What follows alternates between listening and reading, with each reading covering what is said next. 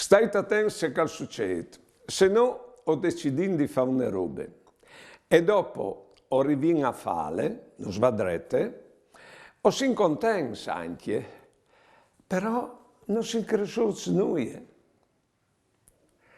Se no ho deciso di fare una roba e dopo non capita una sorpresa al caltri fuori dal nostro programma, noi siamo obbligati a sgarfare fuori dentro di noi fuarci risorse che se non fosse succeduto che robe lì saressero restati a dormire.